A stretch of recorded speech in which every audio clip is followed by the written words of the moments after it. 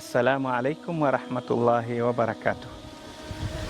Wapenzi waamini, katika nasaha yetu ya kuzijenga nyumba zetu, ni wajibu kwa kila muumini kutambua maumivu ya mwenzake ni maumivu yake, kama vile furaha ya mwenzake ni furaha yake.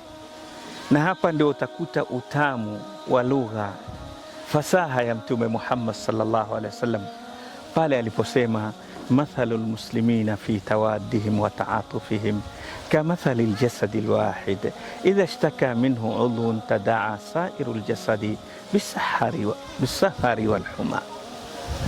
Mtume sallallahu alaihi wasallam asema, hakika mfano wa waumini katika kupendana na kuhurumiana na kusikitikiana ni mfano wa mwili mmoja.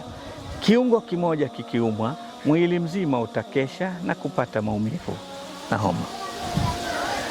Bila shaka waumini watakapoishi na mafunzo haya ya Mtume Muhammad sallallahu alaihi wasallam, watalishughulikia kila lile ambalo waliona litakuwa ni lenye kumnufaisha muumini yeyote katika wao. Hivi pana dharura katika nyumba zetu tujitolee katika jambo zima la nasaha na kupatanisha waliokosana. Hata kama hawakuhusu, ni majirani zako, lakini umeona nyumba imechefuka, tumia fursa. Usisherehekee kugombane kwao, wala usiwe wewe ndiye mwenye kusambaza umeme wa ugomvi, kuwasha moto katika nyumba zile, bali tumia fursa ya kuwapatanisha. Kuna ndugu wawili walikuwa wakiishi kwenye shamba, kila mmoja shamba lile la urathi wameligawanya, kila mmoja uko upande mwingine, katikati yao ni mto. Wakagombana hawa ndugu.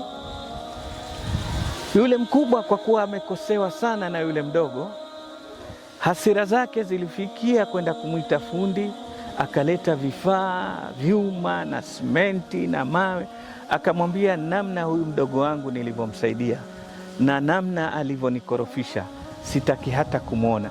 Nataka ujenge ukuta, mimi na yeye tusionane, nisimwone akitoka kwenda shambani kuingia kwenye shamba lake, asiweze kuniona mimi wala mimi simwonee. Yule fundi akamwambia, nitakujengea kitakachokufurahisha zaidi wewe. Maneno haya hakuyaelewa, lakini alipokuwa safari tayari yule fundi alichofanya, alitengeneza kijibriji kutoka nyumba ya yule mpaka nyumba ya yule mwenzake.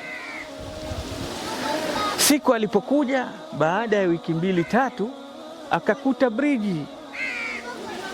Kabla hajauliza, ndugu mdogo kuiona ile briji akatoka mbio, akavuka, akaja akamkumbatia ndugu yake, akamwambia, ya lahu min akhin, ni ndugu bora kiasi gani, pamoja nilivyokutendea umejenga briji ili nisizunguke, iwe karibu kuja kukufikia.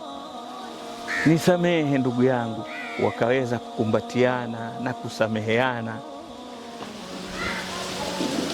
ikawa ni sababu. Yule fundi alipoona furaha imerudi, akaanza kukusanya vitu vyake kuondoka. Ndugu mkubwa akamwambia, kwa jambo zuri ulilofanya, bado nitakupa kazi nyingine, usiende. Akamwambia, natamani kubaki na nyinyi, lakini bado kuna nyumba nyingi zataka kujengewa briji, hazitaki kujengewa ukuta. Wacha nikaangalie sehemu nyingine niweze kujenga madaraja kinyume cha kujenga kuta. Hili ni somo kwamba hata wewe mtu kando, unapowaona wawili wametengana, basi tumia kila fursa ulionayo kwa ajili ya kuwaweka pamoja ili kuzijenga nyumba zetu. Wa sallallahu ala nabina Muhammadin wa alihi wa sahbihi wa sallam.